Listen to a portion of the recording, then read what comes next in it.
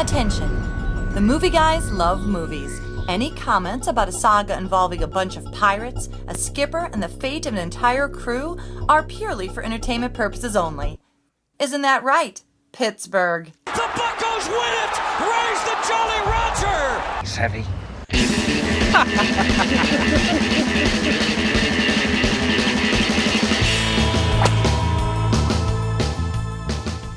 Of course, the Pirates play their elimination game tonight, so by the time this podcast goes out on the air, will they still be playing baseball? Hey, We'd they like were to still be fooled. We'd like to congratulate the on their division win. That was a sports Congratulations, Al St. Louis Jolson.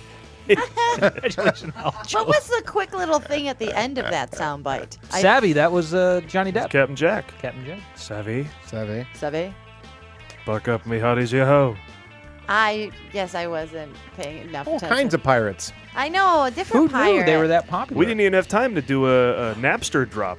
I predict. I predict they will be the new in vogue after zombies. Everyone's going to be. When's the pirate apocalypse? Well, the pirates are kind of sexy, Oh, too, yeah. because they're so skinny. It's definitely perfect for the Yeah. Twilight crowd. They love the one eye.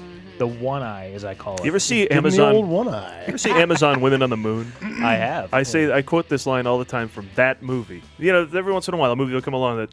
Is unquotable. But you quote it and you're the only one who does. Yeah, you're the Yeah. only one. There was a scene where I these absolutely pirates are have at those sea and movies. they're the huge boat. They got the full Blackbeard outfits. They all look like Captain Morgan. They're just sailing at sea, and it turns out they're video pirates. Of course, it was an '80s movie. Oh my God. And so they dub movies illegally, and they all gather around the TV, and it's the FBI warning comes on, and the pirates just goes, "Oh, I'm so scared!" And they all like yell and scream, and I just.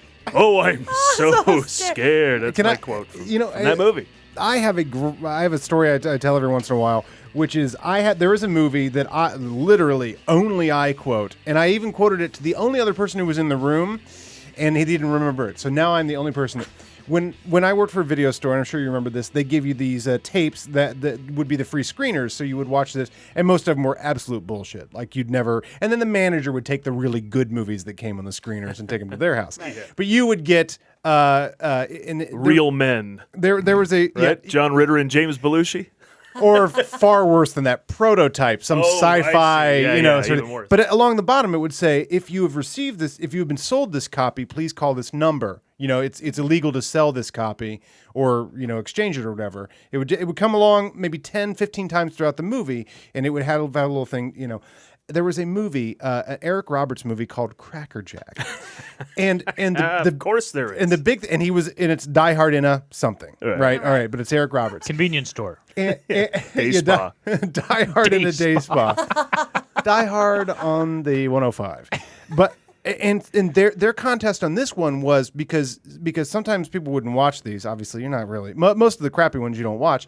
To get you to watch it, they put that there was a contest, and at various points in the movie, you had to watch the movie, and then you would write down what they would say, and then you mail it in, and you get a free Cracker Jack T-shirt. Like, oh, great, of course, I'm going to watch the whole thing so I can get my Cracker Jack T-shirt. Now, to this day, because of this story, I wish I had a Cracker Jack T-shirt. Right.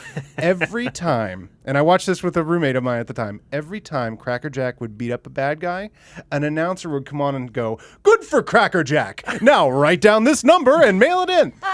Like 5 times in the movie when Eric Roberts beat someone up, this guy came in and goes, "Good for Cracker Jack." And so now, ever since then, when you say "good for you," my response is, good for Cracker Jack. But that literally, it's not even in the real Cracker Jack movie. Right, Like if you saw it, it's only in the screener. Anyway. But it's such a deep, thick, full reference for you. Yeah. And nobody else. Good for Cracker Jack. Yeah. I got to go find that. Copy that. Well, now hopefully we have an audience and that can be passed on. We'll make our own Cracker Jack t-shirts. Yeah. Absolutely. Good for Cracker Jack. Hey, welcome to the movie Showcast, everybody. Part of the vast actually one more. Our friend Corrado. Before we start the Loves show, the movie Wise Guys. You ever seen the movie Wise Guys? Danny DeVito, Joe Piscopo? I know of it. Exactly. It's the reason Goodfellas couldn't be called Wise Guys. Oh, is that right? The book is called Wise Guys. Oh, my, you're Anyway, right. Go ahead. I You're haven't right. seen the movie, but I saw the poster. Go on. Exactly. Yes. But this is a movie Corrado will quote to the end of the world. You know, Lou Albano's in it, and he's leading the mob, and they're Captain going in. movie. The They Captain Lou Albano? They got to get in. Yes, Captain. exactly. They got to get into a hotel. Before he was ranked Oh captain. my God, I'll do this with you. Lieutenant Lou Albano. All right, When he died, he was a general. I'll do the hotel guy. You can do the line. Okay, so this is the dialogue when they're trying to get into the hotel. Are you a guest of this hotel? I'm a guest of your ass. And they go in the hotel. And Corrado, till the end of time, Loves this. I'm a guest of your ass. He just says that all the time. And now here's the thing that's great is I've never seen the movie. Just now realized that was from a movie. I know the quote because Corrado said it so many great. times that I know how to set you up for it. Wait on a second. Paul, you were Oh, saying? yes? Oh, Paul? wait, I'm saying, let's see if I... You got to drop. Something about the movies, guys, show? Welcome to the Movie Showcast, everybody. Part of the vast and sprawling Movie Guys empire. And we're starting. Pretty pleased with sugar on top. Clean the fucking car. You've reached ground zero for all things movies and comedy. We bring the two together right here on our show every week with rants, sketches, previews, characters, jokes, bits, special guests, and more. You can expect that in the next hour or so as we broadcast from the Admiral's Club with hundreds of thousands of happy travelers passing overhead. And frequently, you just heard one. Catch us on iTunes, SoundCloud, and if you want to see what we're up to in the studio, we're on YouTube as well. Search the Movie Showcast or the Movie Guys, we come right up. And don't forget, we are also available on badtomato.fm Fridays at 4 p.m. Eastern. If you like what you hear on the Showcast, please subscribe, tell your friends, share, like posts and videos and all that stuff at the Movie Guys on Twitter and at Facebook and YouTube, wherever you find us. It's a plethora of options. Please share, yes. Now, my name is Paul Preston. I am your host here as ever with Lee Caius, Adam Witt, and Karen Volpe. Adam, Karen, and I will be joined later in the studio by our special guest, actress, comedian, and writer Kristen Studard. And as ever, we will bring you our that Studard. signature previews of what's opening this weekend in theaters. 2 major releases and some limited stuff is coming out this week. First up, we'll talk about Tom Hanks in the first pirate film in a decade not produced by Jerry Bruckheimer, Captain Phillips. And later in the show, it's Girls, Guns, and Gaga. This is Machete. Trained to kill. Love that announcer. For dead. Left foot dead. Back for more. Back for more. Taco time. Taco time. That, of course, is Machete Kills. No movie will take itself less seriously than Machete Kills, Machete I Kills. think, for the next year, full year, I think. Yeah, from over-the-topness to casting to titles to dialogue. It's all just It's just, goofy. that movie's just having a great time.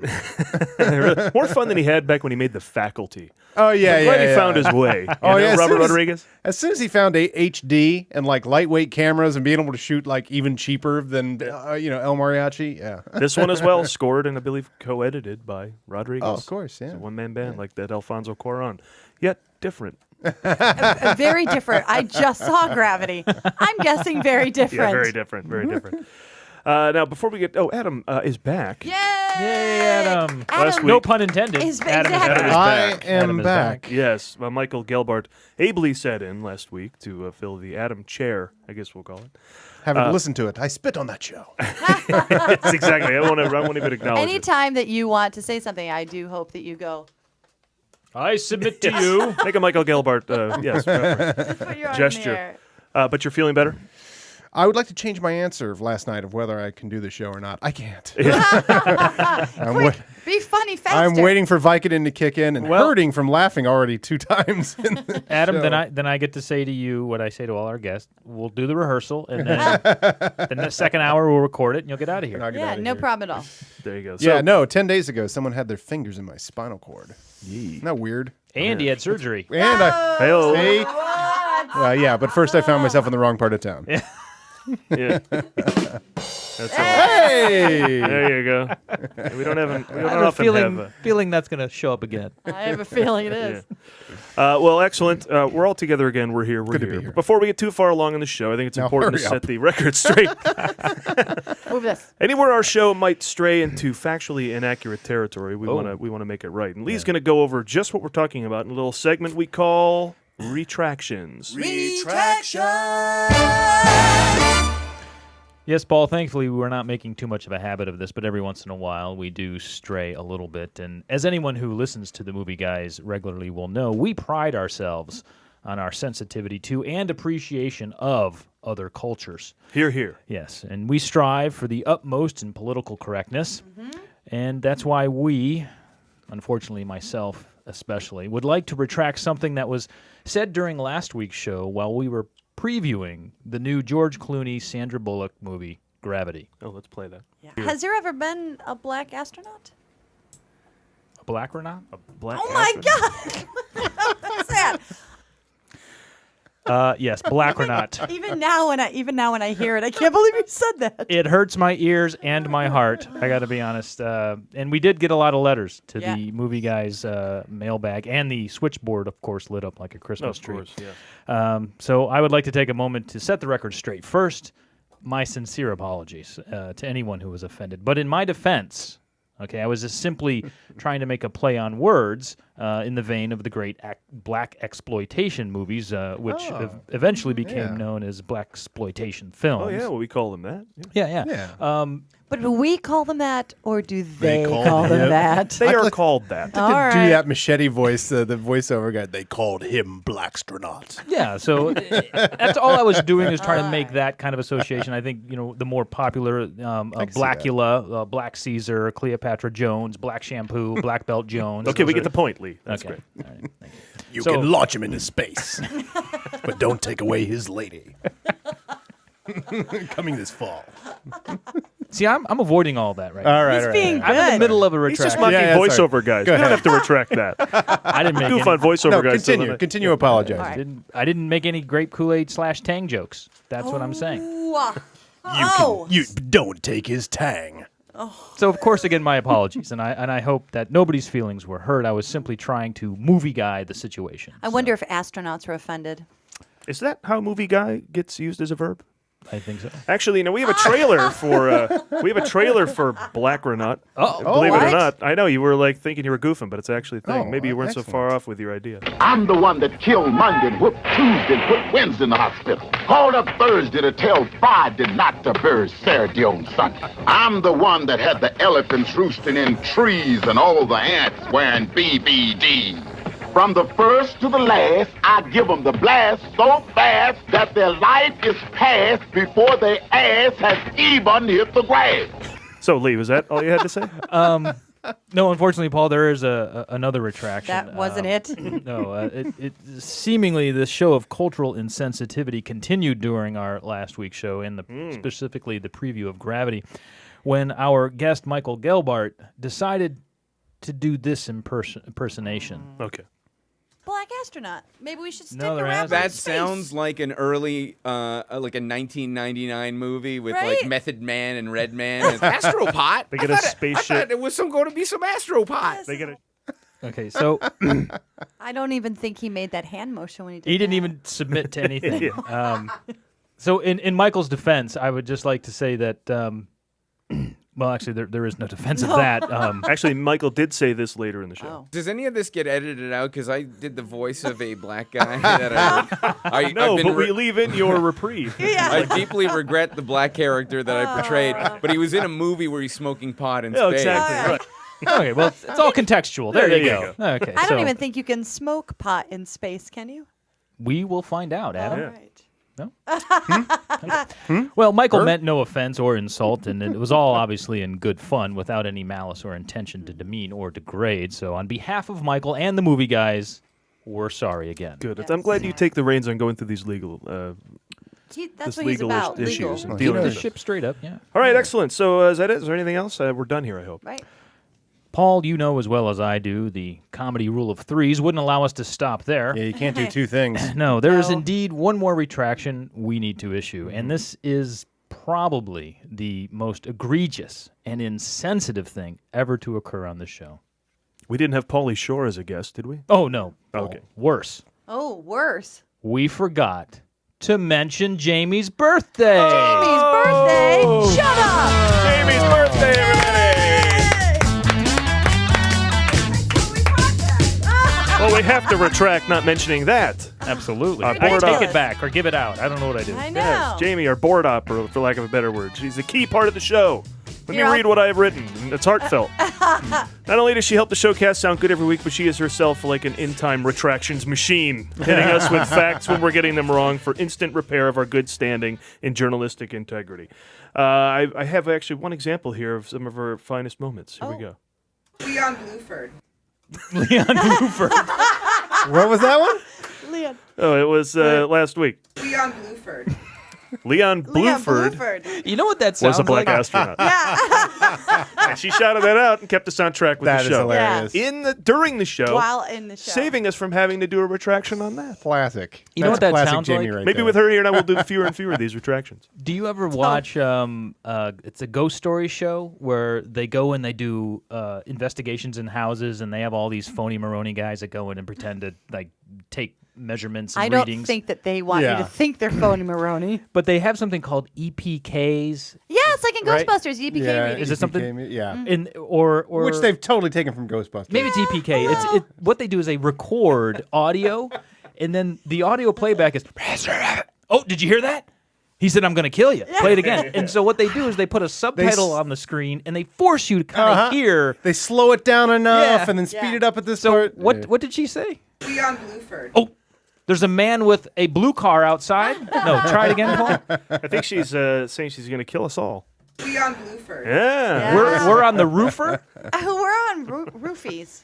But thank you very much, Jamie. Happy birthday. All right. And thank you, Lee. Housekeeping is over, and it's time to talk about our first film, a Let's movie. talk about movies. Yes, for the All love of God. right. Enough astronauts.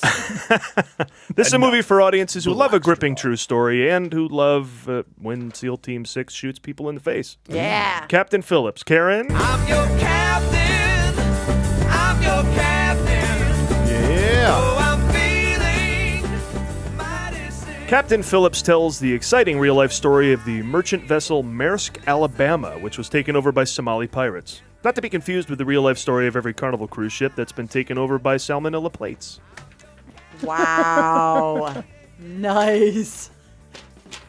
Oh. Do you want to Is do that what I'm that? supposed to have? Oh. Oh, sorry. Let me do that. Wait, let me do it again. Salmonella plates. Thank you. Wow. Yeah, It's in the everyone at the script. audience must go watch the YouTube video Yeah. to watch Lee so insistently pointing at Rimshot. And I was like, and he was doing it so passionately, I was like, did Paul skip a whole page? No. Just know, the funny part is- Rimshot! Rimshot! In the queue list, that's where the rim shot is. But I went ahead and got it for earlier. And now That's why I forgot it. said I think it's going to come back, and I didn't want you to lose it. Here's the problem. I'm Your Captain's like a 10-minute song. Oh. And if I'm busy pulling the volume down on that, and I turn the volume down Here's on the... something else that's awesome is that we all know Adam had surgery and he's trying to stay in the show and he's like, just let's get through it. And now we're all like fucking around going, do it again. Start over. Let's make it longer. All right, anyway, Captain Phillips. Yes. Captain Phillips. Captain Phillips. Continue. And of course, the daring rescue by SEAL Team 6, who once again redefined essential government employees. Tom Hanks plays Carl Hanratty, playing Captain Richard Phillips. Knock, knock. Who's there? Go fuck yourselves. It's fun to hear him swear, I think. Hanks is so good at playing the everyman role. Every man who gets attacked by pirates, that is. Now, with Academy Award winner Hanks as the captain, I thought we were being sticky. Oh. Now we are. All right. with every Academy Award, with Academy Award winner Hanks, it's like, I'm flustered. Hanks is involved in this movie, so the film is sure to I be... can say it for you, Paul. Who gives a fuck about this movie? Oh, wait a second. What? Oh, No, I'll get into continue, that. continue. Oh, here we Paul go. Greengrass. For the love of I know, God. I know. I'm wearing my Bourne outfit. Anyway. You are. With Hanks as the captain, the film is sure to be recognized in award season. In fact, Captain Phillips Captain, my captain. has already won an award for least exciting title for a movie about pirates. There's a lot of behind-the-scenes talent involved in this project, including the Hunger Games screenwriter Billy Ray. Looking good, Billy Ray. Nice. Director Paul Greengrass was chosen to direct Captain Phillips Captain, my captain.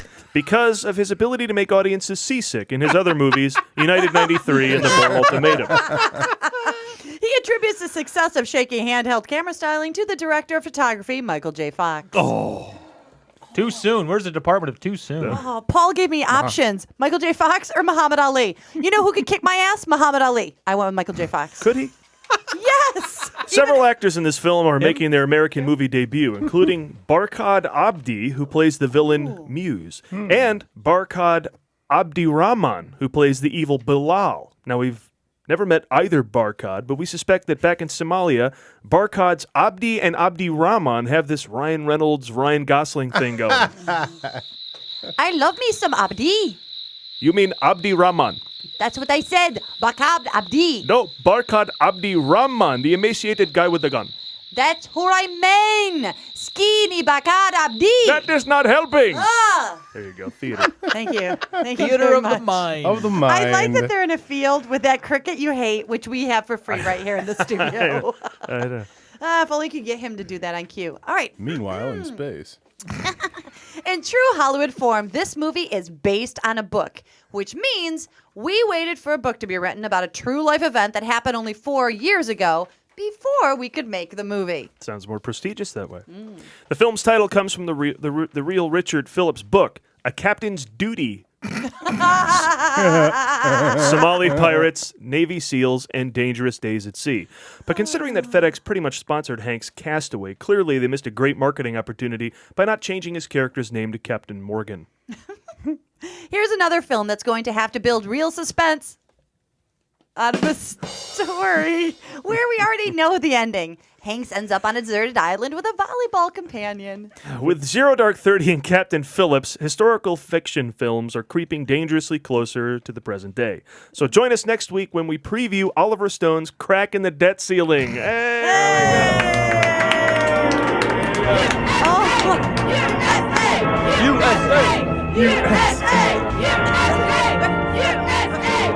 We shot pirates in the face. I blame this on the writing.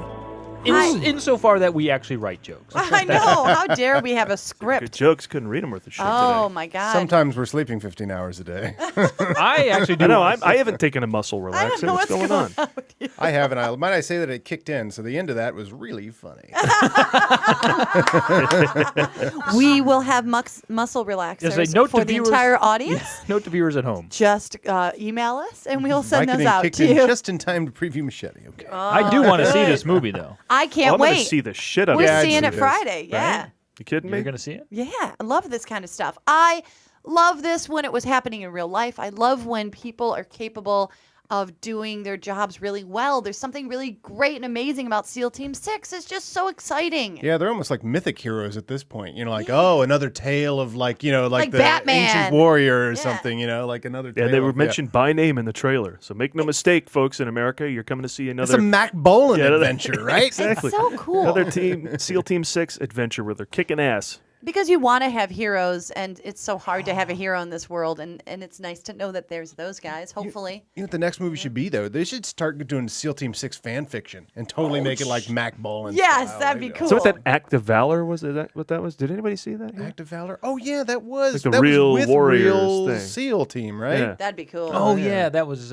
but it was phonied, right? But it was real. It was phony, Yeah. but it was like Yeah. it was actual SEAL soldiers, but Blowing they were, stuff up. Yeah, but Yeah. but anyway, yeah. Aren't those SEAL Team... Jamie can That is SEAL probably Team help 6 me. fan fiction. You're right. She'll probably know better. Aren't ahead. these guys all just like these giant men?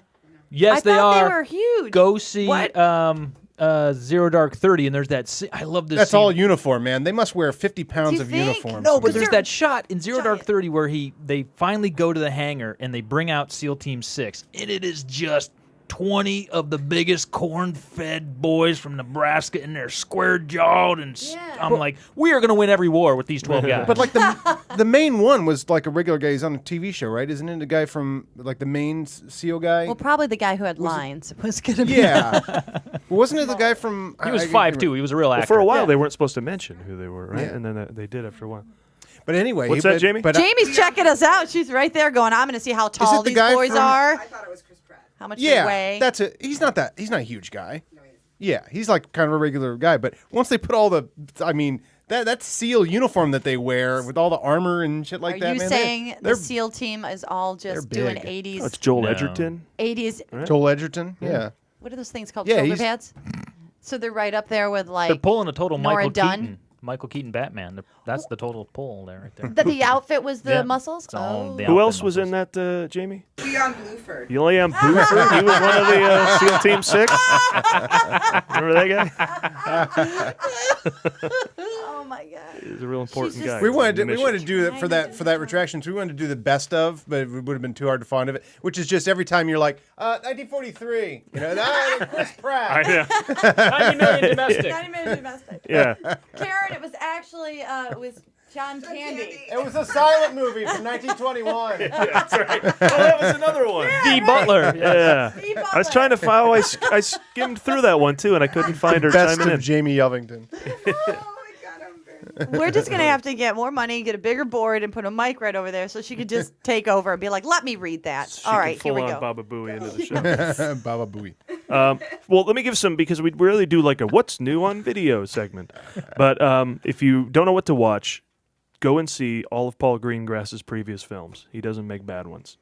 Bloody Sunday, great film about the start of the IRA. Yeah. United 93, I one of have the best a- films I of have the a last Roth 10 IRA. years. Can't bring myself to watch that. I can't- I can't. Fantastic movie. Green Zone with Matt Damon, great underappreciated film about the Is that the one where Iraq he War. plays soccer? No, no. All right, I'm everybody Get gets their that? own rim shot. No. We're gonna That was- make little And then, of buttons. course, Paul Greengrass directed Born Supremacy and Born Ultimatum. The Ultimatum. two good ones. I'm taking a picture of that. He's The two wearing really good his. ones. He called it his Paul Born Greengrass has a movie outfit. coming up. I have favorite directors. He's probably one of my top Smile. 5. I'm gonna Yeah, put with this- Alexander Payne, these guys just don't make bad movies. Yeah, no, and this movie Ridiculous. will probably be Instagram a it. nice, lean, hour 40, and it'll just be the events we want to see. I don't want to see who Captain Phillips is married to. I don't want to see. I don't either. I want to see the adventure. Yeah, That's it. I just want to see the stuff we're going to see. But I think that would take up the entire runtime. I want to see it. I don't know. I like movies with Tom Hanks in them for one. I think he'll do a great job, especially like you said, playing everyman. But also just that whole world is fascinating. This country is so poor that the only hope you have is to go against this giant boat and hope that you can get in there and take the money or something. They're not taking over the boat, right? Because what would they do with it? I actually am curious to find out their Gotta be reason. a I don't know. Smaller reason. You can't take you. Those things are huge. They're bigger than those cruise ships. Why does Mel Gibson want to blow up the world in Machete Kills? I'm going to find out I this guess- weekend in both those movies. But What's I think going that's on? I think we all know why Mel Gibson wants to blow up the world. Because there's, Yeah. undesirables. They live there. I'm just saying. But this guy Somalis. makes continuously smart and fascinating movies. I suggest you see his entire All right. career's worth of films. Paul Greengrass. I'm probably going to watch the rest of Breaking Bad first. Okay. Oh. Next up, here's a phrase you thought that you'd never hear. Sure. Next up is the latest film in the Danny Trejo franchise. It's called Machete Kills.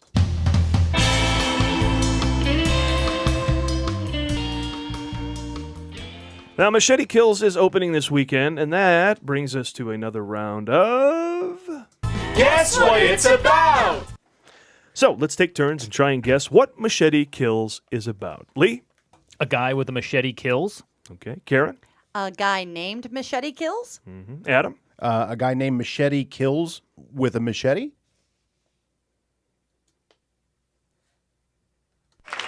Congratulations. You're all right. Breathlessly waiting for You're some all right. recognition. We're all No, but this is the right. first time we played the game where everyone is right at the same time. okay. So Yeah, God forbid Pretty exciting. we do that whenever we're doing the live show at Second City and we had to memorize stuff. That would have been a lot easier to And by memorize the way, this one. if you're just tuning in for the first time, we're keeping score through the entirety of all 3 years of our podcast, and I don't think we have the current score totals, but we've been keeping score since the actually, very first podcast, right? I can sum that up for you. You've never been right until today, and now you're all right at once. In the name of comedy, you were always wrong. But there's not a lot of guesswork with this title. I suppose it's like naming your movie Hulk Smash. Yeah, here's a sequel we all saw coming, right? No, I mean, really. At the end of the first Machete, the announcer literally says that Machete will return in Machete Kills. And then in Machete Kills again. And, so that was no bullshit, I guess. I guess he wasn't lying. Not since Super Cop What we need is a super cop. has a movie title so succinctly informed its audience as to what to expect from its lead character. Machete kills. That's what he does. Here's a movie that doesn't know you can't do that. Machete Kills is a sequel to the movie Machete, which was the sequel to a fake parody trailer from the 2007 Rodriguez-Tarantino collaboration Grindhouse. And it seems like it was all based on an inside joke between Robert Rodriguez and a few of his friends or something. Machete, played by that guy, Danny Trejo. You know, that guy who shows up in hundreds of movies, and each time you say, oh, yeah, it's that guy. Basically, he's the Hispanic Vincent Schiavelli. Deep reference. Creepy guy from the Train on Ghost. All right, anyway. Okay. Danny Trejo returns Oh, that guy. as... Exactly. Oh, that guy. Yeah, okay. Danny Trejo returns as Machete, an ex-federale and the last man you'd want to cross. And once again, the character exists on screen entirely to be crossed so he can take revenge. Like the last Machete, this one is in full exploitation parody mode with so many tongues and cheeks as there are knives and heads. Just to let you know how closely this movie is steering towards hot shots, Charlie Sheen plays the President of the United States, a role his father was born to play. Oh. Only in the world of Machete does it make sense that Charlie Sheen would be president. And thank God that world exists. I mean, that would make one entertaining government shutdown, don't you think? The White House pay-per-view special alone would probably pay off the national debt in a week. It's enough to make the right wing apoplectic. What with the U.S. president hiring a Mexican to save our nation from an Australian beloved by Christians? Just like the original Machete, which starred Robert De Niro, Jessica Alba, Michelle Rodriguez, and Steven Seagal as the guy who's not in on the joke. Machete Kills brings together another cast that's down for not taking themselves too seriously at SAG minimum prices. The sequel stars Sofia Vergara, Antonio Banderas, Cuba Gooding Jr., and Mel Gibson as the bad guy. Hey, I'm sorry, I'm a child of the 80s. Mel Gibson is Mad Max, Riggs, Braveheart, and he's super talented in comedy, drama, and action. If I can make it past him being a crazy fundamentalist Christian, then I can make it past him being a racist. I mean, do you know how many racists you've watched in movies or CNN over the last year? Plenty. Mel just got caught. And Machete gives the American movie-going public another chance to mispronounce a Spanish word. Machete. Machete. There you go. I think we know what to do. I think we know what to do now, so there you go. It sounds really like you're cutting machete. Honestly, it is a movie that... Machete. Now, yeah, if you're a movie fan and you like that movie, you're going to say it like that. Every time you say the word machete, you're going to go, machete. Machete. Machete. Yeah, this movie just looks like balls out fun, right? Seen the Red Band trailer? I would play a clip, but they swear once in a while. But the visuals are, you got to see it. Arms being cut off and Oh, yeah, you know. heads being crushed with Well, cars. in the last and- one, he pulled the guy's intestines out and used them to rappel down the side of a building. Same shit. Oh, God, I want to tell you what. Do you care if I tell you what he does in the trailer? Kills. The Red Band trailer? No, they go don't ahead. care. No, go ahead. He reaches into a guy and pulls his intestines out and then, like, throws the intestines at a helicopter, and the intestines get caught in a helicopter, pulls a guy up, in Oh, a helicopter my explode God. into pieces. That's fantastic. He doesn't cut a That's woman going to in happen half. every and 2 seconds. Of That old At bit the again. dentist. Yawn. I think that's what cinema was invented for, was visuals like that, And right? just get out of this movie's way. It's got shit to do. If you're in the way, just get out of the way. Oh, I can't wait to see this. Well, you know what? You guys have your Hollywood reporters? Oh, Because- I do. Yeah, I have sure. the. Why? Is something going on? Yeah. I have do the we, special do we have watch. the latest one that they all look different? I have the most current one. I have the current one right here. Yeah. Do you have the I current one? have the Yeah, one about watches. I have It's the the, one that- current one. Came out most recently. Let me give you the Alright. plot description for Yeah, Machete mine's right talking here about from The Impossible. That's with Naomi Watts and Ewan McGregor. I'm hearing good things about Paranorman. How about this flight? Mine's an Emmy Yes, preview. mine's about flight too. Emmy preview. There you go. Okay. A legendary secret agent is recruited by the president to stop a crazed global terrorist from starting a nuclear war. He faces an all-star cast of deadly assassins who can shoot arrows out of their tits and use their brassieres as guns. Machete pulls out the intestines and lops off heads in a bloody path to beat the bad guys. That's the movie, more or That's less, right? Machete All right, Kills. that Yeah. tells you everything. Now, That's a lot of movie. It's the first in a list of over-the-top plot lines for Robert Rodriguez films. Now, since Rodriguez can clearly get any movie with any asinine concept made, if he brings the budget low enough, we decided to see what other movies Robert Rodriguez had in development. And wouldn't you know, Oh, is that what they were here? in Hollywood Reporters. Oh, this week. page 12, right? Oh, yeah, I we're see. very You're lucky. right. Well, good. Here's another movie Robert Rodriguez is Oh, working here it on. is, yeah. Okay. Robert Rodriguez's Chainsaw Chupacabra. Oh. I like it. An accident in a power tool factory in the small village of El Torito, Texas, leaves a mythical chupacabra with chainsaws for hands. The only hope for the townsfolk are a team of crooked animal control agents, played by America Ferrara and Mario Lopez, who hunt the creature with rocket launchers attached to their wheelchairs. Featuring Brian Bosworth as FBI Special Agent Cuz. The budget for that, $19,000, 85 cents. Oh, I'd take 2 of those at that price. Yeah, sure. I like American Machete Fry. made like $40 million, right? Entertaining That's at gonna twice do the well. price. Oh, look, I'm noticing here there's another project in production Oh, yeah? from Robert Rodriguez. Robert Rodriguez presents Asses of Evil. Oh, I wow. heard that was coming out. Yes, starring Jennifer Lopez and Kim Kardashian as a special team of super mules whose butts are big enough to smuggle pounds of cocaine over the most tightly guarded borders. I buy it. There's no innuendo there. No. No, not at They all. are tightly guarded. And their borders.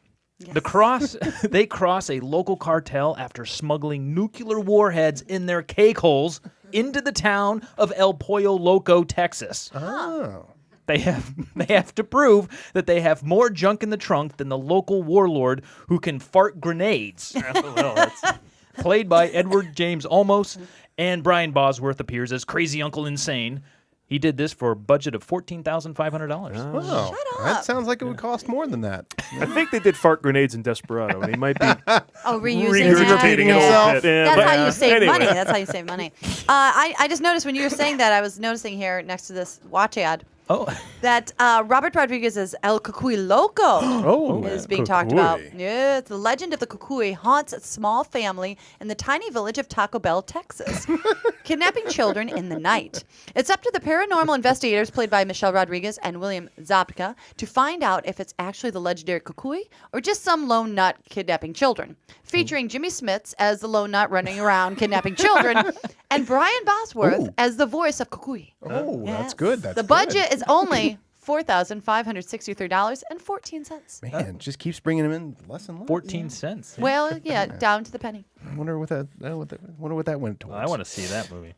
There's boy, he's got everything in production here. Check out this one. Yes. What page is that on? That's on. Well, it's into 13 now. So Yeah, it it's a long starts at the article. bottom there. Okay. Robert Rodriguez presents Montezuma's Revenge 3: The Courtesy Flush. Wow.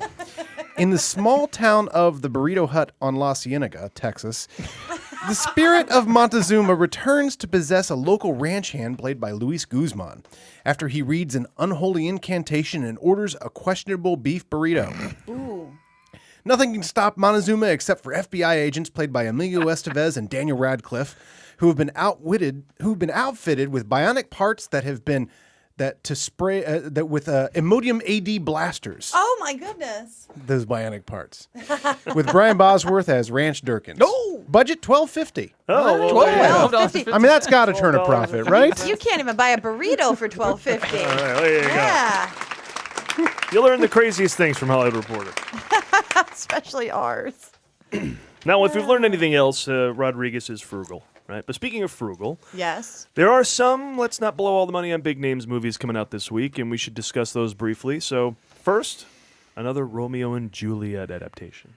Now, we looked at this during the trailer jam as being a big deal. Like, it was listed up there with Machete Kills and Captain Phillips. I haven't seen a trailer. I haven't seen a This is poster. not being I advertised. haven't seen it advertised at a bus stop. Nothing. Is Yeah. anybody in it? It was listed as nationwide. It has Haley Steinfeld, the girl from True Grit, who is now apparently kissing. And isn't that weird when that happens? When suddenly, Dakota Fanning's kissing? Yeah. Now, the one thing that's kind of interesting is it's playing on Broadway right now with Orlando Bloom and a black Juliet. Yes, Is that right? Felicia Rashad's daughter. Well, if there's ever a story about forbidden love, I mean, you might as well bring that race aspect into it. Exactly. If I you're thought gonna that was update it. brilliant. Yeah. Because But I don't- Felicia Rashad why might want to keep her daughter from dating Legolas. But this one is not. It takes place in Shakespearean times, right? Yeah, this I was- doesn't do Because anything. I thought the rule was every other one you have to do a modern one, and then that gets to be declared by the press to be a crazy new idea, right? Yeah. Right, because there was just a Shakespeare performance done in a director's kitchen. Wasn't that recently? That was happened? Joss Whedon. So that was the crazy version. So now we're going back to the time period and the actual dress and the actual actors. Yeah, I was who could- impressed that it actually did that. And I'm a big fan of Franco Zeffirelli's Hamlet with Mel Gibson. He just shot that Yeah, that's true. in That's good. at a castle. That's where it took place, and all the old garments and everything. I love the Kenneth Branagh's Hamlet. It's Yeah. amazing. Yeah, he updated that obviously in time a little bit, but yeah, faithful to the text. Crazy. I had to put it in an afternoon to watch that whole movie. Yeah. I saw it downtown Chicago. Yeah, when it played. So, but do we need another one? Do we need another? I would think that if you're going to do I mean, something as daring you on do. Broadway as the idea of race, why wouldn't you bother to do that in the movie version? Do something different in the movie version because you have this opportunity to reach such a big audience and maybe expand minds. But then again, I don't know how many racists are going to go see Shakespeare, so maybe it won't really make a difference. That audience that would learn something won't be there. Won't so, be there. yeah.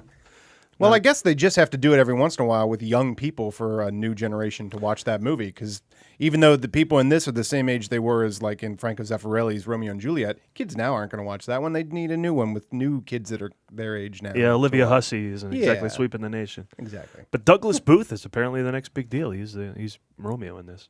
But, All right, Well, I like this. Read the Paul Giamatti line. oh, Paul Giamatti's in it, so I'll go. Absolutely. Stellan Skarsgård's in it, so I won't. I will almost see anything with. I even saw Shoot 'Em Up. I'll see anything with Paul Giamatti. Shoot 'Em Up was great. That's a pretty underrated movie, I'd say. Yeah, it was over. That's a Robert Rodriguez movie. It if is. anything is. It is. All right, now also opening this weekend in cinemas and on VOD is Escape from Tomorrow, the indie film supposedly filmed secretly at Disney World and Disneyland. It's supposed to be a trippy Like that could happen. Kubrickian drama with a dark storyline about a man descending into madness when he takes his family to the ultimate family destination. I can't wait to see this movie. Yeah, this is pretty exciting. This one was the talk of Sundance, right? And South by Southwest And and everything. I don't buy it. I'm being very skeptical. No, it's completely fake. You can't do this. You You can't. can't pull this off. But they tell you the latest thing they And, claim? and then be allowed to use Disney's No font, way. and then be allowed to use Mickey's hand in the advertisement. And then it's one thing to go shoot fake, on the sly to shoot at Disneyland. It's another to have your plot be about child molestation. Isn't that what it's about? Doesn't he get attracted to a young girl? Which and makes be it all the obsessed more with her? fascinating then if Disney was behind it the whole time to soil their most pure asset. Exactly. The company that used to own Miramax made an indie film. I'm not explaining how the CIA can Crazy. manage to have a, this or that, but It's crazy that they would allow this. Or of course the theory is that they shot it, then Disney got behind it.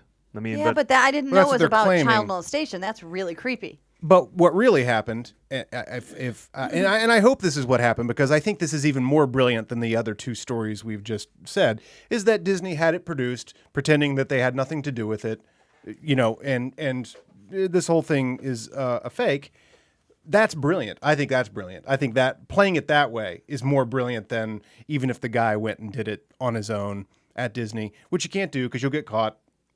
the only you'll acknowledgement get caught. the only acknowledgement they've given is on some wiki page of something where Disney said it's where everything Disney is listed, even if it's like I haven't been to this page. Oh, yeah, I've seen the like trailer. yeah, Disney was a plot line in Big Bang Theory for this night or whatever. A movie came out where they mentioned where it's shot on property or something like that. So that's it, but they haven't said we hate it. They haven't said we're stopping this from coming out. I mean, they show the pulled Seven trailers. Dwarfs. They show all kinds of the icons in the trailer. Yeah, Goofy's there, Mickey's there. Yeah, go ahead.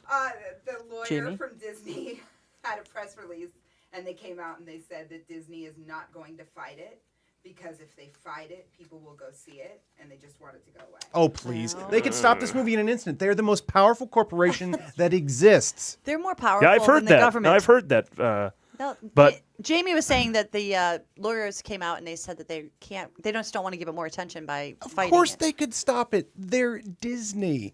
Yeah, we'd like to stop this movie from being released and making a profit, but we just don't have enough lawyers. That's what Disney's saying. Fake. They produced the whole thing. May I submit to you? Lee? I agree with Adam, and I have a very real life reason why. Not known for being litigious Di- with their properties, are Disney they? is able to control the weather. And I know this for a fact because Paul and I worked on the Disney cruise ships for a year.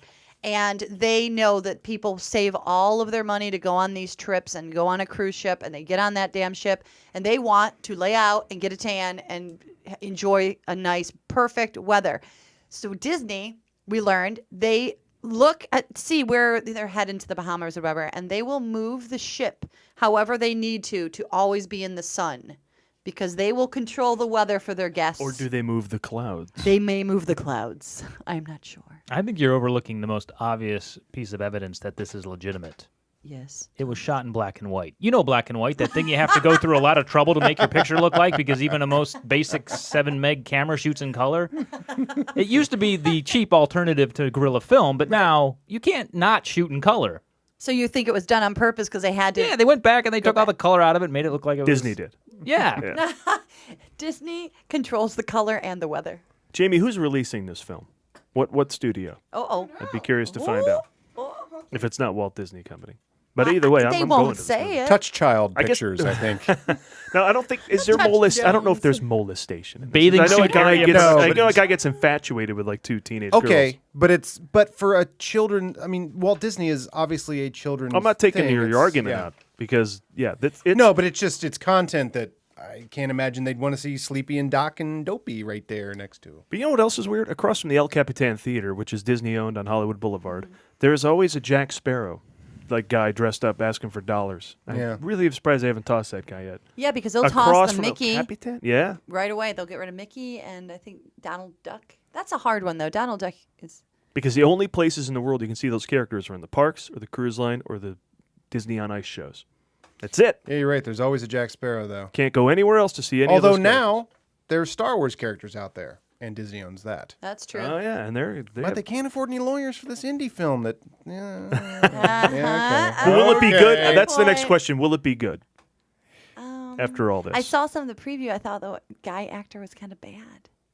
Yeah, I had no problem with him. Well, Oh, okay. It's hard to say what this movie's really.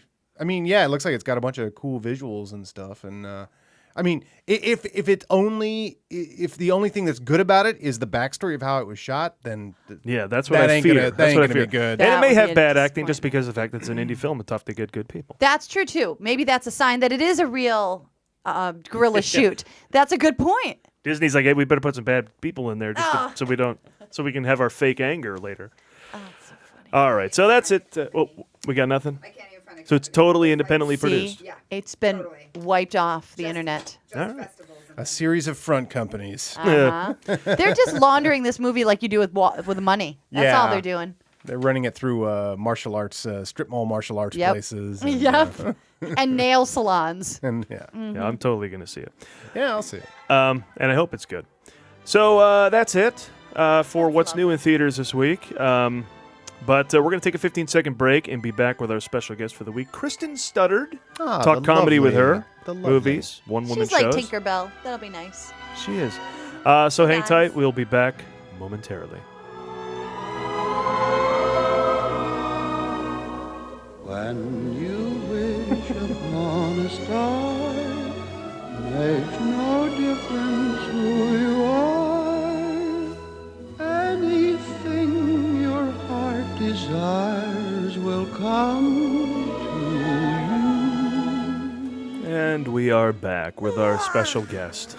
Time to nap. Is that the theme from Kristen Studard? It's the soundtrack to this episode. Guys, Exactly. your dreams have come true. I There you think go. they have. Has- You made a wish, and you did not receive a star, but you did receive a struggling LA comedian. When you wish upon You're a a struggling star LA to comedian. Yeah. There you go. You're You're a star to welcome. us. I'm here. That voice you hear is comedian, writer, one-woman show performer. We'll Correct. get into that. Please welcome Kristen Studard, everybody. Yeah. Hello. Thank you. Thank you. Thank you for dropping by. Clapping. I like it. And we were going to pump in some clapping. We often do that, Yeah. but Oh. you got the got more emotional, organic. heartfelt, right in your face claps It from felt us. nice. It felt nice. I'll take it. Guys, anywhere I can get applause, I will genuinely take it. I am not afraid to request it at a grocery store or from a stranger.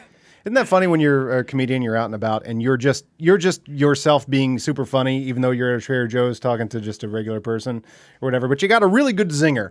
You know, someone comes up and asks where this is or whatever, and I don't know, I don't have one prepared, but you know, you guys have this happen, and you just come up with a really funny way of responding to that, and it just is completely not appreciated by that person. And you're like, I just really gave that I person. was with a gold. better crowd. Like the wrong room. I'm playing the wrong room here. And there's the opposite thing. If you are temping and at a hateful desk job, you realize how funny you really are.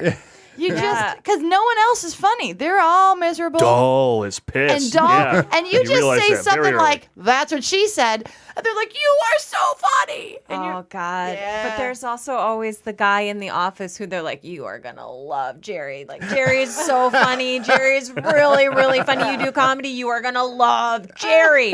Get over to his cube right now. You're gonna love him." And you get there, and it's just like it is literally his big thing is like it's like, "Hey Jerry, what's up?" That's what she said. That's and what you're she like, said. "Ah!" And everybody around him like is standing up, like Jerry. Jerry. Quote Office Space again, Jerry. Quote Office Space Well, again. man, you should see it. It's like Jerry. He's seen The Hangover so many times. It's like sometimes it's like I think he is Zach Galifianakis. That guy's See, it's a grenade and it says take a number, and then it's got a number on the pin. Anyway, I got loads of this stuff. Oh boy, that's the one that That'll fell only be- flat at Trader Joe's. Next week I'll have something new out on the desk just for you guys. Clients don't come back here. This is just for you guys. Yeah. So Kristen, let's start some conversation with the way we do often with our guests. What's your favorite movie? Oh God, I really should have thought about that and really prepped it and all this stuff. But a couple of On the things spot's better. about my movie watching. There are not many movies that I can watch multiple times. So if I were to gauge a movie based on like how many times I can watch it, I would say That's good criteria. Yeah, it is. I really would say that the movie I have seen the most number of times, probably as an adult voluntarily, not like my family was making me watch it or like it's Not the Christmas only with the thing at my Cranks, yeah. dad's house after my parents got divorced. That's Little Monsters. I've seen that movie a lot of times because my dad owned one VHS cassette tape right after my parents got Wow. divorced. I have seen it so many times. Oh, that's hilarious. But I would say the movie as an adult that I have watched voluntarily the most is Zoolander. Oh, wow. I have seen that movie a Interesting. ton of times. I discovered it after it was out of the theaters. Like I was living in Scotland and I just bought it on VH. It was 2003 and Could have gone either way. yeah, Right. yeah. It was like we were still in there. Like mini discs were still viable as an option for like Yeah. it was like the land before time at this point. But I bought it at a thrift store and I was just like, well, I'll see if I like this movie, and I watched it that movie I can watch it every time and I find something new to laugh at in it. You know what I mean? That's one of those ones. That one totally had a second life after it was out of theaters and just built up this huge cult audience that can all quote it and, through and through. I mean, that's like a Fletch for a whole generation of people. No, I mean. I have a list of movies that I haven't seen that I keep adding to a movie I should see. Zoolander? Yeah, you should. I add it on my list? Yeah, you should, because it's Sometimes goofy. I'm Oh, suspicious. It's goofy. It's All right. funny. I was just shocked because Classic I Ben don't Stiller. normally go All in right. for like a real, I don't know. I'm just not into like a ton of super goofball movies. But that movie to me, it just like hit the right. So it was funnier than I thought it was going to be, and I was so shocked by it that I was like, "This is hilarious!" Oh man, I watched like the VHS commentary. There's like a commentary. It was like Like a dual layer VHS tape? No. Like after the tape ended, then there's right, like a right, little right. behind the scenes stuff. Oh, I gotcha. Same with also another VHS tape that had like a commentary on it that we had in college was Bring It On has its own. And the director of that movie Peyton Reed, I think I know What? that. Well, look at you. Wow. But Bring It On's a funny movie. Bring It actually. On I mean, is a he's very really funny good director. movie. Again, one that I just normally wouldn't be like, I don't know. But rewatchable. Rewatchable. Like Yeah. high rewatch value. A lot of high rewatch And the thing value. about Zoolander is that's one of those, and I know my friends who like Cable Guy. Now, Cable Guy is one of those ones that not a lot of people realize is super rewatchable. Like some people just watched that and moved on. But I had a group of friends who can quote almost every line of Cable Guy. But it's just sort of our secret. It's kind of funny. It's what Lebowski was for only a year. It was like, oh, that's that thing that we like. And, but then it's as if Cable Guy exploded with that. But Zoolander sort of maintained that sort of like everybody had rediscovered it on VHS and started knowing all the lines and stuff. Never watched it, never thought about it. I love Lebowski too. I also super love Best in Show. Yeah. Yeah, those are very that rewatchable. is a really rewatchable movie for me. That's one that you really get into. When I did this comedy competition, like in 2006 probably, and it was every week we had to do a different challenge, and so like this is Impress These Apes. Impress These Apes, which yes. is kind of With the great launched my Steve Gadlin. solo comedy career. Yes, exactly. With the Chicago's own Steve Chicago's Gadlin. own and Shark Tank's now. And Shark Tank's Steve Gadlin. Earth's Steve Gadlin Yes. now. Wow. He's a really, really goofy guy. He's so funny. A lot of original, crazy ideas. And one of his original crazy ideas was, how about I start this game show where I get 8 contestants. It's an 8-week competition. Nobody gets dropped. There's no nobody drops out. They get voted out. But nobody's voted out. But the scores are cumulative, and every week they get a different challenge. They have 1 week to prepare it, and then they are judged by 3 judges, sometimes 4. But the judges are Apes. superior apes with From the high future. intelligence from the future. Oh, that's awesome! It's called Only from Impress Steve These Gadlin. Apes. Like it was totally bizarre, but the show, changed my life. It was a live show or television? Yeah, it was a live show, and then as the seasons went on, I think they're on like their 8th season right now. I was, was in a the stage second season. production. Yeah, It wow. was a It's stage crazy. production.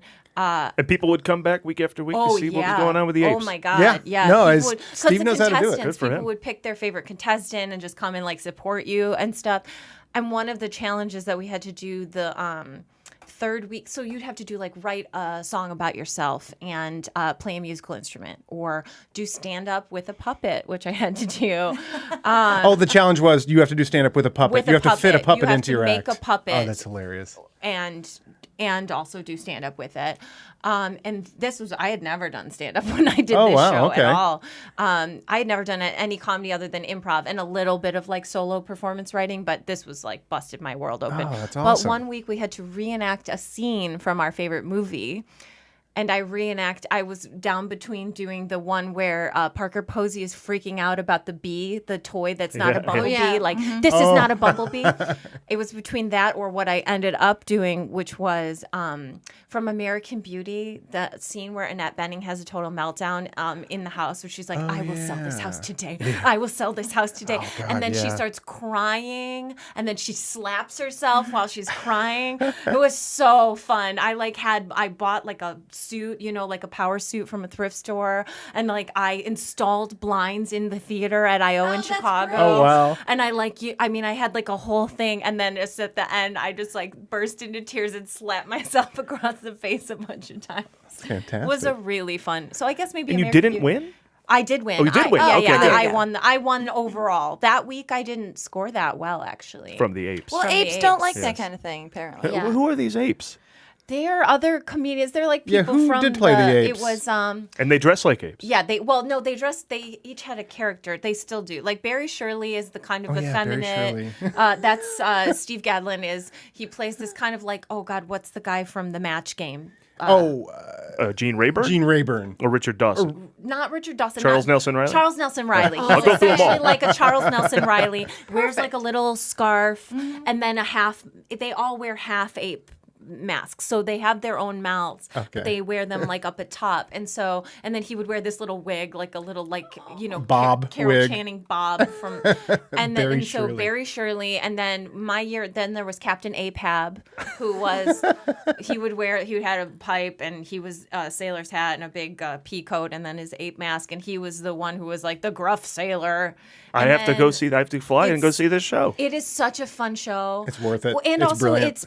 it was the most creative time of my life. Like it was 8 weeks of nonstop terror and stress, Mm-hmm. but at the end of it, I came out of it with like so much material, Well, no number doubt. one, and that's this awesome. like confidence that I can do You this. really can. Throw anything at me, right? Prior to Yeah. this, prior to doing that, I was like, well, I just do improv because, I like knowing that other people are out there to support me and stuff. And then after this, I was like, fuck that. Like, I can do whatever I want on my own. And then all the credit is mine. And also, if it's terrible, it's all my fault. Yeah. Hold you accountable. Yeah, it's like it was so motivating to know that people were watching every week too, and then they would post the videos on YouTube. So then my family was watching. I had some friends who were living in Australia at the time who were watching. They would like wait for the videos to get posted. She would watch all of them and then call me and be like, Kristen, how did this person get a higher score than you this week? And how did this happen?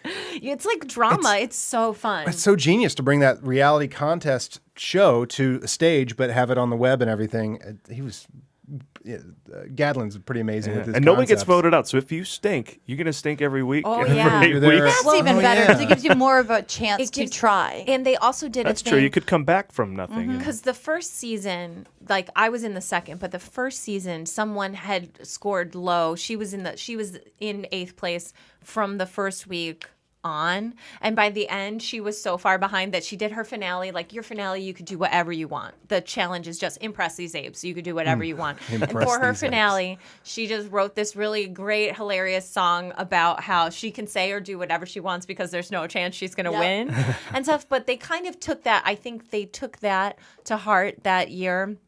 And my season, they put in some wild card shit where like the lowest scoring person every week could pick a challenge. Like they would pick an envelope and then there would be a challenge, like a mini challenge in it. And if they did it successfully, they would get, it was worth a certain amount of points that they could win or lose. Oh, great. And so there's it a kind of chance. like gave them more of a chance. Yeah. But it also in some ways could reward you for screwing up that week, because if you did terribly and then you like there were weeks where the person who had the lowest score ended up with the highest score because of a mini challenge, and that was also making all of my friends so angry, and they were like, and that person didn't even do the challenge right, and then they got 10 points for something stupid. Like it's like a fine-tuned thing, you know what I mean? Now, what was the story you might remember? Although this might be the year before you were in it, but wasn't there an Impress These Apes where the final thing, the guy got a tattoo? That was the year that I judged. That was the year afterwards. It was the year after you. When you became an ape. No, just when you win the show, you come back for the finale, and you are the extra judge. So it's the apes and you. It would be doing great to the be an thing. ape, though. I wonder how you get to be an ape. That'd be so fun. Oh, it was awesome. I was terrified, too, also of judging people, though. That was a thing where I was like, I've been where you are. Like, yeah, no, Alan Matosky did an amazing thing where he came out, he did this whole video about getting a tattoo. And then he came out, and on his back in giant old English script, it said impressed ? And it was red all around it. And he walked up to it, and I was just like, Alan, you're in my comments were, Alan, you're in 7th place. Like, I don't know what would possess you to do this kind of thing. And like everyone on the judges panel believed it was real. And then we found out like later that night after the show ended that it was that he had faked us all. Which I think makes it better. Makes it better. So great. That was also the year that James Asmus did what I think is one of the best finales in history with the fake marriage proposal. Is this your card? I mean, it was that year had 2 of the best finales ever. Oh, wow. That's it was awesome. really good. Now, after that, did you then start working on one-woman shows? That's like kind of the that is kind of the segue into how I ended up doing what I do, which is I realized when I was in that show, like, oh, I can do this. And I had some material, and some of it was And I don't need other repeatable. people. Yeah, exactly. Well, and also it's just hard because when you're working with other people, you are beholden to, their ideas, number one, but also like in some ways working with other people I think is great because you are accountable to each other, but at the same time, sometimes you can let each other flake. You can also be accountable for letting each other off the hook all the time. And so for me, it was like, I can only work if I have a deadline. And so I knew after the show ended, a couple months later, I went through a really big breakup of like a 3-year relationship, and I just needed something to do. And I was like, I contacted James Asmus. You know him? He's out here now. He writes comics. Okay, I feel like I know the name. Great. I had contacted him. He's a friend of mine, and I had said, I want to write a one-person show. Are you interested in directing me? And he was like, yes. And he was very good at like giving assignments and like he was he was really, really awesome and helpful. And then he moved to LA in the middle of the process. And then I just booked a date. I booked a theater and was like, well, if I don't get this done, then I have to. There's no out for me. So and I had some material that I kept from the show. And I knew kind of what I wanted it to be about my first show. It was called Small Victories. an unflattering vanity project. And so I kind of knew what I wanted it to be about and kind of like how I wanted the arc to be. But it was also really scary because to say to anybody like, hey, come listen to me for 45 minutes. Like, that's a real bold statement. I know. Like, you better not be boring or have nothing to say or be... It's a lot of pressure. It is. Well, and also, you know, like, I've sat through some shit-ass one-person shows, and I've been like, why? It's such a motivator, Why are isn't it? you putting me through this, you know? Their therapy a Yeah. lot of the time. God, Exactly. no, thank you. Like, just, I mean, and I don't care. Like, I will watch your therapy if it's entertaining. You know what I mean? But do something interesting. I guess that's my biggest, like, thing where I was, like, so scared that what I was going to be doing was going to not be entertaining. But it turned out it went well. So I was happy And what's with your most recent one called? It is called It Could Be Worse. It Could Be Worse. Everything's great, and I can't stop crying. That's like the parenthetical afterwards. Yeah, and that was like I wrote that before I moved here. It's about moving to LA, kind of like that's the framing device. That I use. And but you break out of the convention of a one-woman show. Almost every movement in that is because you do what's the thing you do with the audience? I saw the show, but where you have the audience respond to the slides. Yeah, so I do. There's a dialogue between the audience. The audience plays Los Angeles. So the show opens with me kind of like saying, "Hi, I just moved here, and I need you guys to help me thicken my skin." And then I have a projector projecting words onto a screen, and I basically train the audience like, "Okay, whenever something comes up on here, you guys all just say it in unison." Okay, are you guys ready? And then they all do it. You know, a lot of it is really insulting towards me and like mean, like they're yelling really mean things at me at certain points. And I'm acting like I didn't expect it. I'm like, wow, like this is really hard, you guys. That hurts to hear, you know? And so, yeah, throughout the show, it's about them kind of like judging what I do, you know, like I'll do like a character or I'll do a bit and they'll be like, that wasn't very good. So, you know, and it is, I mean, I like what I have in the show, but they're like real hard on me. And also the process of the show, the new show is another device of it is that I'm auditioning for the role of myself.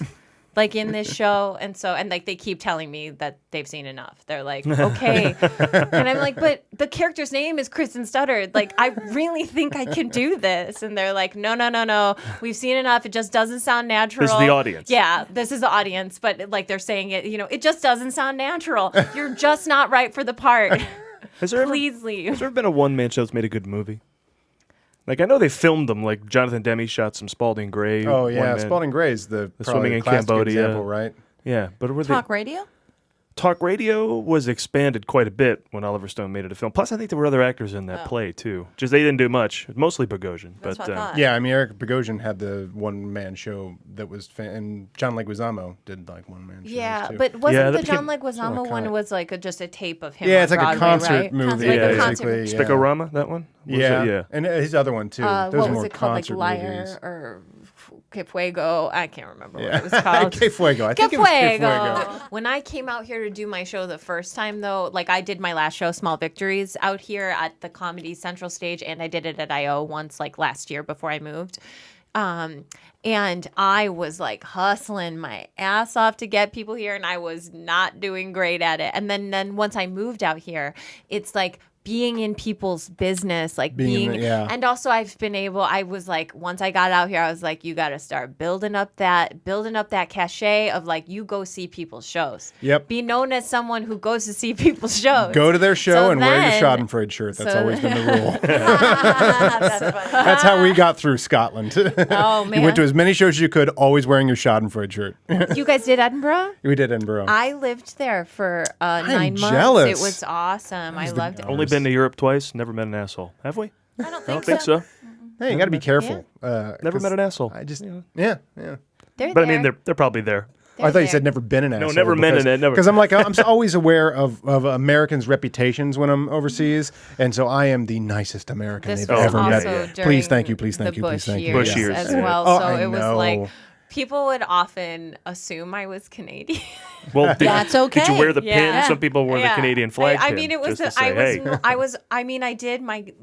I just wore a poncho made of a Canadian flag, but like people just assume I was Canadian. I don't know why. What happened? What was that all about? Yeah, but no, people would say because you have a sense of humor. That's why they would assume that I was Canadian, because they think that Americans take themselves really seriously. You know, there's a lot of Canadian comedians who I really love. I mean, if you're looking into like Dan Aykroyd, people like that, John Candy. David Foley. Martin Short. Yep. Well, Michael and J. also Fox. Canadian comedians were really Jim big Carrey. in Mike Myers. Myers. We could go on. Gilda Radner was right on Brian the cusp. Stiles. She could have been. John either one. Candy. Michigan. But a lot of the comedians over there, they come from Billy Connolly. From like he's actually, if you flip over any picture of Sean Sean Connery, it's Billy Connolly. in the UK. Oh, but the like Whose Line? Most of the people on that show were Canadian. You know, the British version of Whose Line Is It Anyway? And so I think they think of Ryan Canadians Stiles. as being really funny. Colin Mockery. All right, let's play a quick game of this.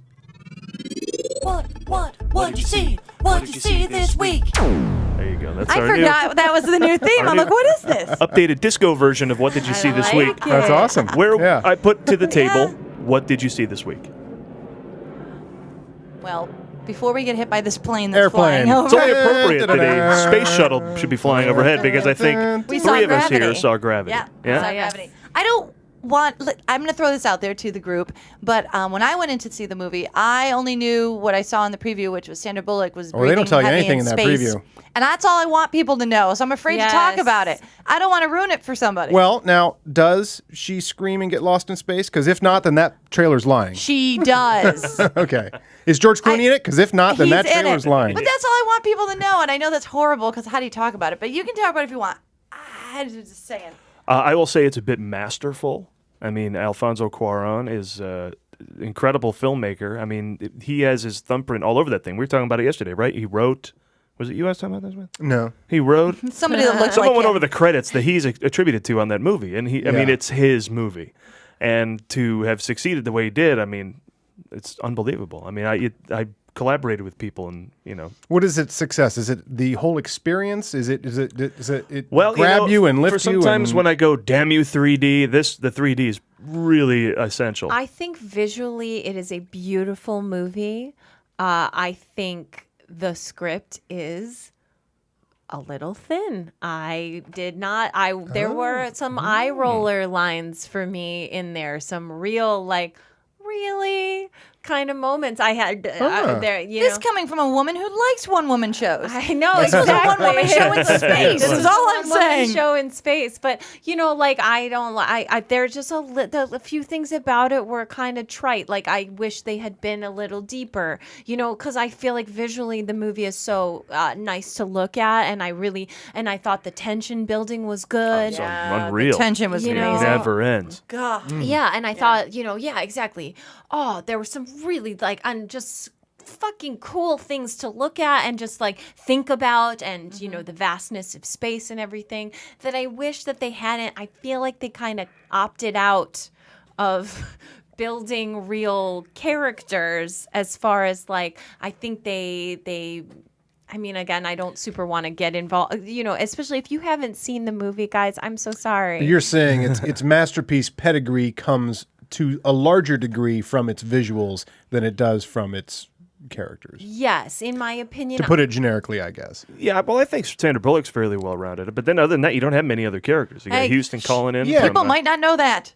Yeah, but it's phone booth in space is how it's promised to us, right? yeah, or open water, right? Or open water. Yeah, open water in space. I guess I just feel like they kind of they went for they telegraph a lot. They use shortcuts or shorthand for oh, she's like this because of that. I gotcha. you know what I mean? And wow, this is such a random. This is such a funny conversation. Yeah.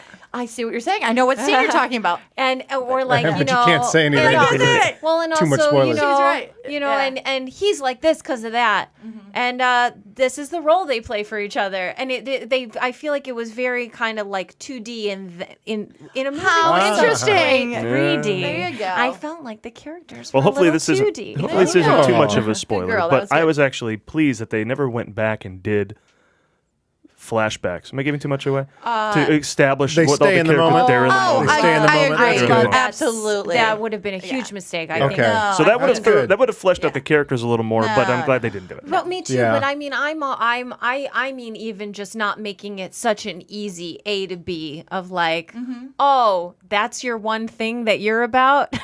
Right. You know, or like that's your, you know, and I understand that in a movie we have to, you know, use a certain amount of shorthand for characters, but the movies that I think are the best are the ones that insinuate it, and this one was a little overt. I want in to go its- into detail. I want to go into detail. Now I Next do week. know. I read because I didn't want to read anything about it, but I then knew when I knew absolutely Yeah, I still nothing, know and nothing. that Movie helps. going I into think. it. But the advertising campaign tells you nothing. And It's I think really that's well smart. done. And also, I think this is one of those movies that is, I mean, social buzz is just like unanimous. Like, Oh, everybody masterpiece, loves masterpiece. this movie. Yeah. Yeah, I mean, Earth loves this movie. Yeah. From what you can tell from the ad campaigns. Yeah. think Rotten Tomatoes Earth at is 98. featured prominently in it, so Yes. it's like, it would only make sense. It's vanity that It's Earth all- loves this movie. It all so goes much. back to vanity. It's 98% on Rotten Tomatoes. Well, it wasn't a John Wow. Patrick Shanley script, but you know, it was. I think that was certainly. John Patrick Shanley wrote Gravity? No, I said it wasn't a John Patrick Shanley script.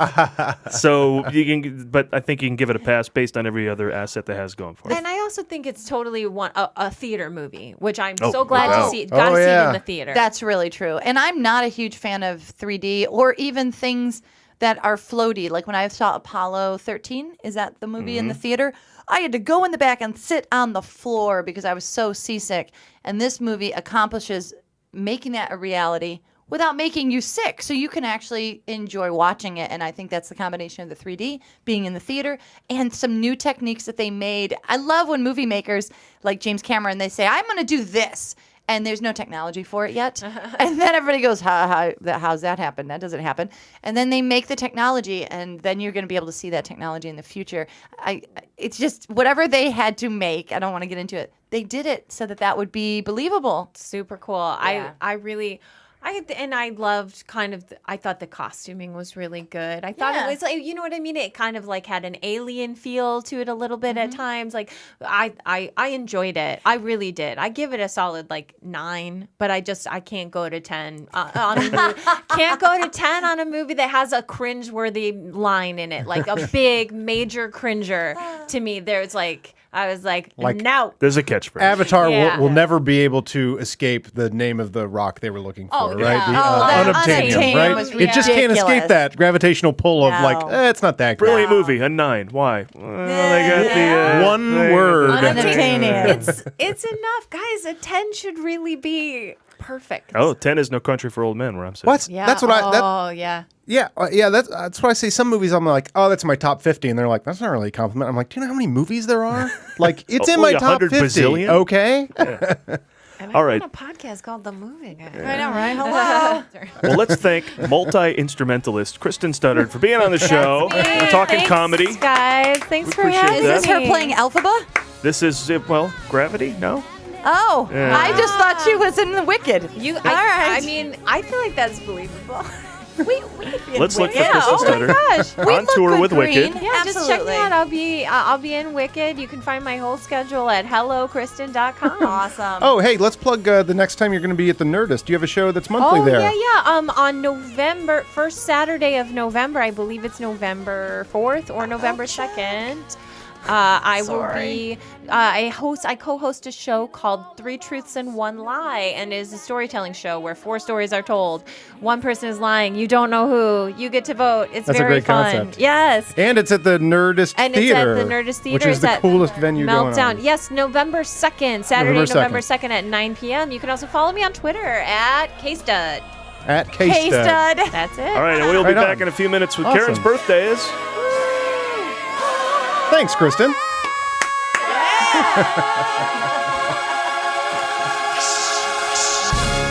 right, and we are back, and we're going to end the show ready. as we often do with turning things over to Karen for her weekly celebration of those who make the movies. Karen. All right, here we go. I don't know. This is a huge bunch of birthdays, so I better get going before Adam passes out. All right. Let's start off our birthdays this week by wishing a happy birthday to Hugh Jackman, who turns 44. Ooh, awesome. He was born a small Ackman in Australia, and now he's a huge Ackman here in the States. Oh, do I have to wait for the Ackman? No, okay. Paul, I will. I'm going to give Paul credit for that. We were in some sort of store, and Paul goes, "Oh, he was born a huge Ackman here." I'm like, "Okay," and I wrote it down. Huge. I think it was when we were in Target buying my shirt. But anyway, he is quite the song and dance man, first starring as Gaston in the Australian national tour of Beauty and the Beast. Curly in the made-for-TV movie of Oklahoma. Jean Valjean in Les Miserables, who earned him a Tony nomination for Best Performance by an Actor in a Leading Role. And he was nominated for a Tony for his work in the Broadway musical The Boy from Oz. And it was announced that in 2015, he will star as P.T. Barnum in the movie The Greatest Showman on Earth. And I was just wondering if that'd be anything like the musical Barnum, because I love that show. It has great songs in it. And also it says he's going to star in the X-Men Days of Future Past. And I'm not sure if that's Andrew Lloyd Webber or Stephen Sondheim, but it doesn't really matter who wrote the songs. I'm definitely going to go see that. So that'll I've always be nice. thought there's not enough dancing in Wolverine. I think there should be more dancing, a little more frolicking maybe. Yeah, frolicking, not enough. More showgirls. Oh, definitely. High kicks. I want to see I'm so Wolverine sad. high kicking. Yeah. Because I live forever. There you go. You'd be great in that. I'm so sad. I want to see the Adamantium Blues. I want to see Adam's one-man show, Wolverine the musical. Adamantium Blues. Start growing your fingernails and toenails. All right. Wait, are his toenails long too? Shall I No. pop my No, claws? Shall I hold them in? It's actually his bones. Ew. come out, Oh, yeah. Lord. Okay, next up, let's wish Like a a happy boner. birthday to Finger a boners. It's like boners out of his hands. friend of the show, Guillermo del Toro, who turns 48. Oh, that's right. Yes. Personal friend. Personal He'd appear friend. on the show. It's He true. appeared on Friend the of show. the show.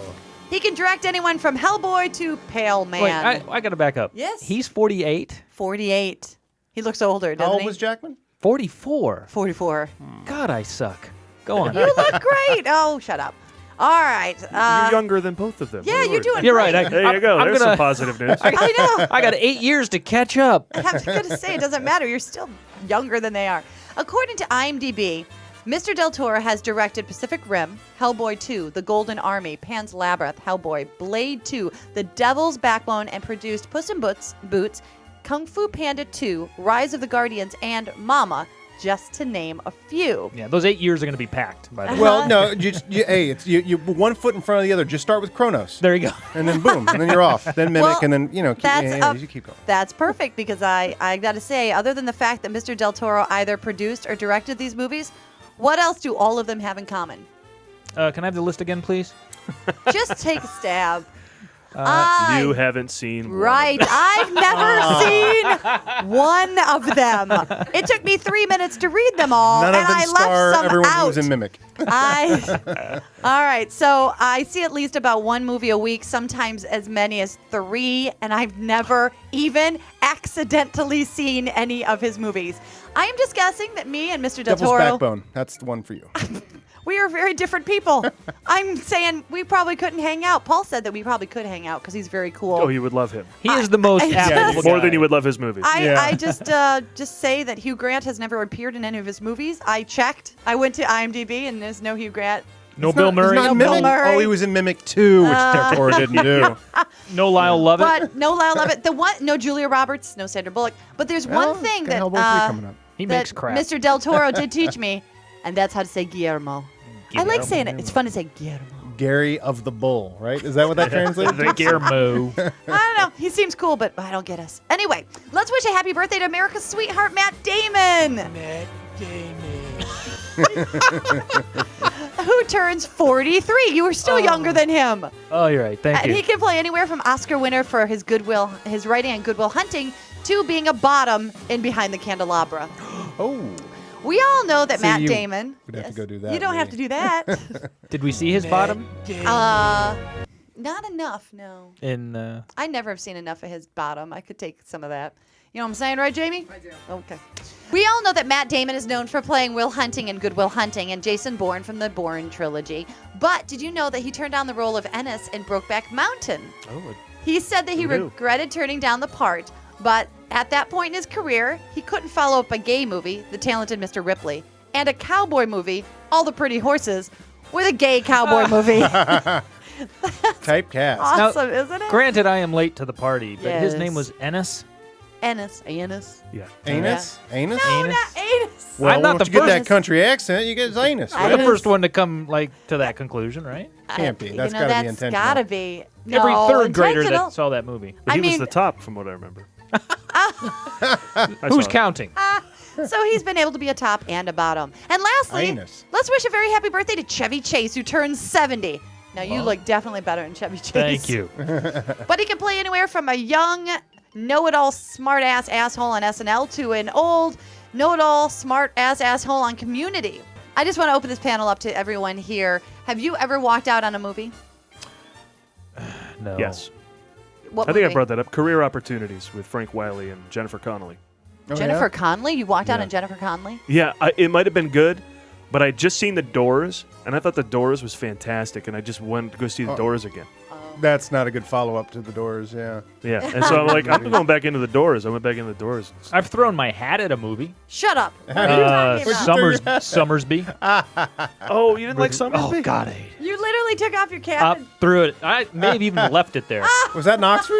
Was that in Oxford, Ohio? That's when they came out. Did you throw that at the It Princess was Theaters? summer. I think it was summer. I was dating a girl, so it was at home in Oh. Cleveland. Yeah. Were you showing off, throwing your, I can throw Yeah. my hat? This is how much I know about movies. This one sucks. Adam, have you ever walked out? I don't think I have. I told you the story of Ultraviolet, which threw me out of it. Oh, which that's was right. I was kind of thought perfect. about walking out, and then the film burned, and it actually threw me out of it, which was awesome. For all the better, yeah. I have only walked Still out don't of, know how that I've stupid walked movie out of ends. one movie, and I'm embarrassed to say it now because it's a great movie, and I don't know what I was thinking. I walked out of Funny Farm, and it's got Yellow Dog. I don't get what you were thinking. I don't Before we know. met, I would have stopped I that. know. Well, I do have to say, I remember the first time I saw that, I was expecting a lot more sort of ha-ha Chevy Chase type stuff. Maybe that's and it. it really does settle down into like its own mode, which is really good, and it's a really, really good movie. But at the time, I kind of was like, this isn't the Chevy Chase movie I was quite It looking wasn't for. Flash. Falling off of ladders, but when that town has to No. pretend they're super Yeah. Christmas Yeah. town, Exactly. that's hilarious. It's very good, but I just wasn't ready for it. But I was Yellow ready Dog. for Yellow my Dog doesn't know what town he's in. doesn't know town he's in. I love the mailman too, because we had that mailman, crazy psycho mailman. I love the dog that runs away before he can name it, so they don't Yeah. know what to shout at it. That's such a funny joke. Yeah. They get a dog, they bring it back, and then he just starts running, and they're like, he sure loves to run, doesn't he? hey, dog, come back. They hadn't named it. I just thought that was a great And they see joke. him again later, just it's He's just a still flyby running. in the distance. Still running. But even though I walked out on that movie, I never could bring myself to walk out on my favorite Chevy Chase movie, which is The Three Amigos. So I just wanted to give us a little taste of some Three Amigos as we say happy birthday to all of our birthday people this week. One for each other And all for one, the brave amigos are we. Fighting together and everyone. Oh, you guys are better than me. By the way, this was originally supposed to be called Three Caballeros, based on the Disney cartoon, but Disney wouldn't let them use it because they've got a bunch of lawyers. Anyway, Escape from Tomorrow, brought to you by Disney. Oh, I'm sorry, independent people who aren't What? Disney at all. And that wraps another movie showcast. Together we are the movie I guys. love a good movie conspiracy. Individually we are. Movie. Follow us at Twitter at The Movie Guys and on Facebook.com/The Movie Guys, as well as YouTube and all the other stuff that's out there. Thanks to Kristen Studard. Go to HelloKristen.com. That's Kristen with an E to find out what she's up to. Thanks also to birthday girl Jamie Clark-Yelvington. Steve Schultz for his writing contributions to the show. And, of course, you can find everything we're up to at themovieguys.net. Thanks for listening.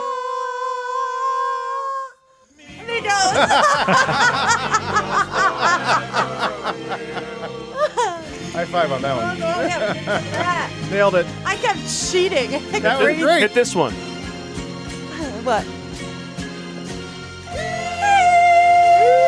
Oh, you can hit it. Just grab your Bye. pants.